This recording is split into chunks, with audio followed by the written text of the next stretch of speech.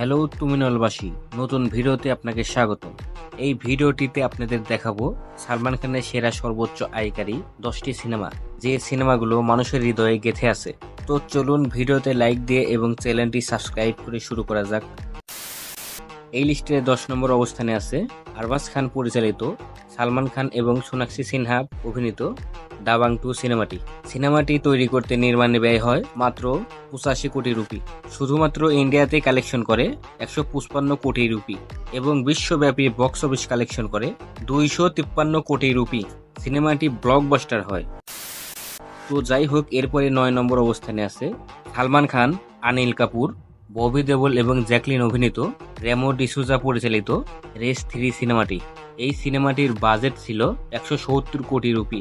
শুধু ইন্ডিয়াতে আয় করে 169 কোটি রুপি, কিন্তু এই সিনেমাটি বিশ্বব্যাপী বক্স অফিস কালেকশন করে 302 কোটি রুপি।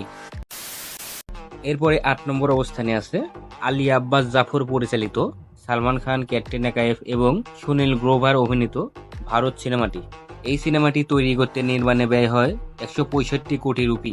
শুধুমাত্র ইন্ডিয়াতে মোট আয় করে 212 কোটি রুপি এবং এই সিনেমাটি বিশ্বব্যাপী বক্স অফিস কালেকশন করে 322 কোটি রুপি। সিনেমাটি হিট হয়।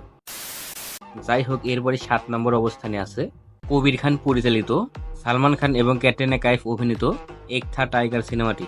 সিনেমাটি তৈরি করতে নির্মাণ ব্যয় হয় মাত্র 75 কোটি রুপি। এই সিনেমাটি শুধুমাত্র ভারতে বক্স অফিস কালেকশন করে 198 কোটি রুপি। এক থা টাইগার সিনেমাটি বিশ্বব্যাপী বক্স অফিস কালেকশন করে 328 কোটি রুপি। সিনেমাটি ব্লকবাস্টার হয়।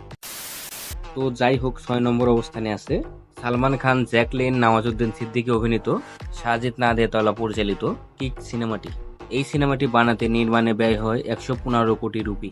কিক সিনেমাটি ভারতে বক্স অফিস কালেকশন করে 231 কোটি রুপি, কিন্তু এই সিনেমাটি বিশ্বব্যাপী বক্স অফিস কালেকশন করে 384 কোটি রুপি। সিনেমাটি সুপারহিট হয়। যাই হোক, এরপরে 5 নম্বর অবস্থানে আছে সুরাজ আর বারজাতিয়া পরিচালিত, সালমান খান এবং সোনাম কাপুর অভিনীত প্রেম রতন ধন পায়ো সিনেমাটি। এই সিনেমাটি তৈরি করতে নির্মাণে ব্যয় হয় 170 কোটি রুপি। সিনেমাটি শুধুমাত্র ভারতে মোট আয় করে 210 কোটি রুপি, কিন্তু এই সিনেমাটি বিশ্বব্যাপী বক্স অফিস কালেকশন করে 402 কোটি রুপি।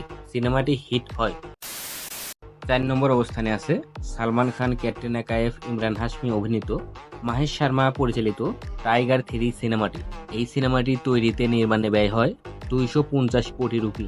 সিনেমাটি শুধুমাত্র ভারতে মোট আয় করে 284 কোটি 2 লক্ষ রুপি, কিন্তু টাইগার 3 বিশ্বব্যাপী বক্স অফিস কালেকশন করে 466 কোটি রুপি। সিনেমাটি হিট হয়। যাই হোক, 3 নম্বর অবস্থানে আছে আলী আব্বাস জাফর এবং মোহাম্মদ মিনহাজ মিয়া পরিচালিত, সালমান খান, ক্যাটরিনা কাইফ অভিনীত টাইগার জিন্দা হে সিনেমাটি। সিনেমাটি তৈরিতে নির্মাণে ব্যয় হয় 150 কোটি রুপি। টাইগার জিন্দা হে শুধুমাত্র ইন্ডিয়াতে বক্স অফিস কালেকশন করে 339 কোটি রুপি।